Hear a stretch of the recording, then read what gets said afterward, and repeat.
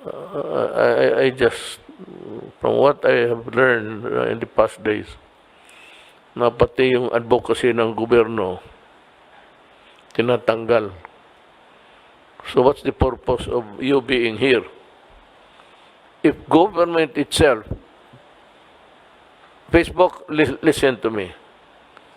We allow you to operate here, hoping that you could help us also. Now, if government cannot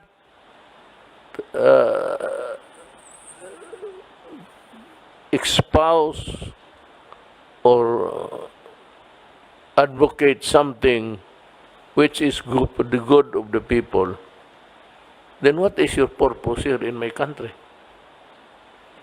Tapos yung left, ini-encourage kayo, then you believe in the left, and to the point of almost make a sweeping move to yung sa health, website ng health, military, we're fighting a war. You know, Facebook, insurgency is about overturning government. What would be the point? I said before, in my eyes, what would be the point of allowing you to continue if you cannot help us? We are not advocating mass destruction. We are not advocating mass massacre. It's a fight of ideas. And apparently, from the drift of your statement or your position is that it cannot be used as a platform for anything. It's so convoluted, I cannot understand it. But ito na lang, tell me kung bakit hindi ko magamit para sa kapakanan ng taong bayan. If government cannot use it for the good of the people, then we have to talk. We have to talk sense. If we are promoting the cause of the rebellion, which is already, which was already here before you came, and so many thousands of my soldiers and civilians dying, then if you cannot reconcile the idea of what your purpose is or was, then we have to talk. I don't know what I will do, but we have to talk. Hindi pwede na, you cannot lay down a policy for my government. I allow you to operate here. You cannot bar or prevent me from espousing the objectives of government.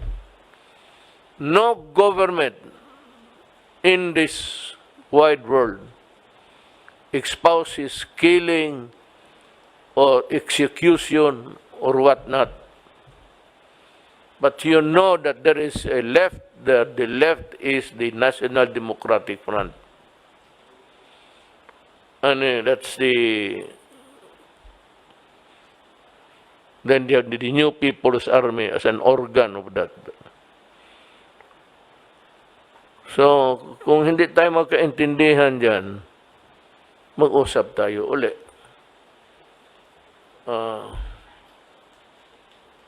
Is there life after Facebook? I don't know. Pero, mag-usap tayo. Mga kababayan ko, pardon my long speech. Sometimes I have to bubuhos ko kasi para maintindihan ninyo. Kasi kung hindi tayo mag-intindihan itong Facebook na to, I really do not know. But my job is to protect government interest. It's not even anybody's job. Akin yan. To protect government interest always. If you cannot help me protect government interest, then let us talk. We may or we may not find the solution. If we cannot, then I'm sorry. Yun lang po. Telco, it's school time. About a good percentage of our studentry are really dependent already on itong mga Facebook, and whatever learning that they could get from there. Pero dyan din ang, democracy comes with a price. Kita yung sinabi mo niya kanina, may nagbabastos. And it originated from a parang parochial private mga madre I'm not hindi ko naman sinasabi madre gagaling lang doon. I was being asked kanina by kami nag-uusap kung what sort of punishment go. If minor, we'll have to deal with a minor. Minor is a minor. Pero kung matanda na yan, padala mo sa Manila, sampalin ko lang. Yes, Secretary Anyo. Ikaw ang magsampal? Nag-usap-usap na po kami nila. Senator Bongo po. Nag-iimbestiga na po ang DepEd at saka ang Philippine National Police. At magbibigay po kami ng aming rekomendasyon.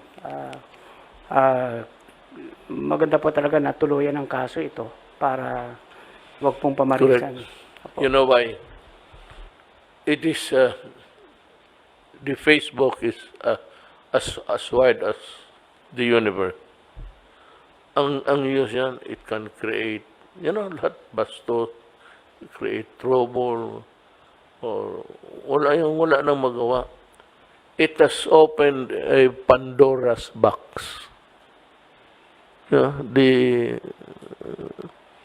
Lumalabas na lahat ng lahat ng kaputahan na maisip ng tao ay lagay niyan.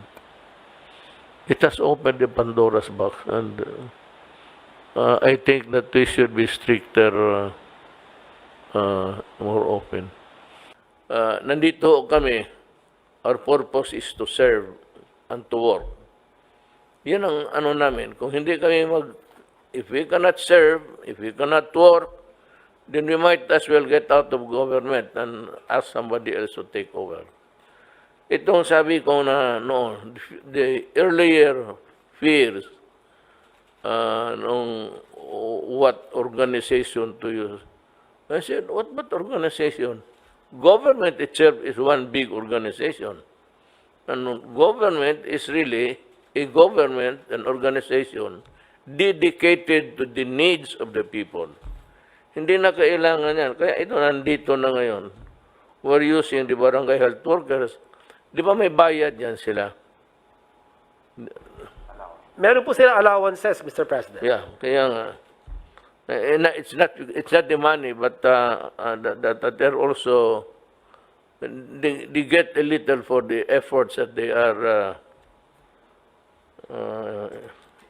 doing for the community where they live.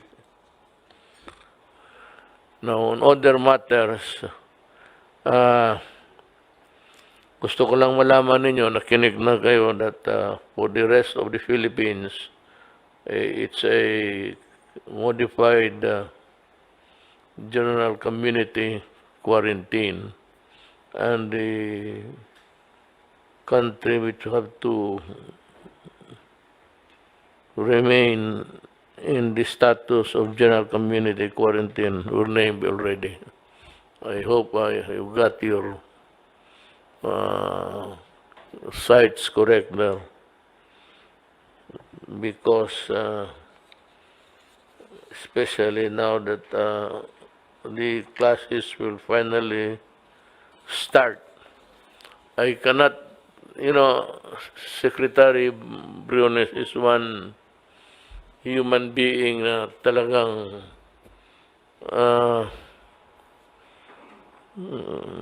she can be adamant at times, but always insistent that even with this pandemic evolving in front of us, that education should not be put aside or just pushed in one corner.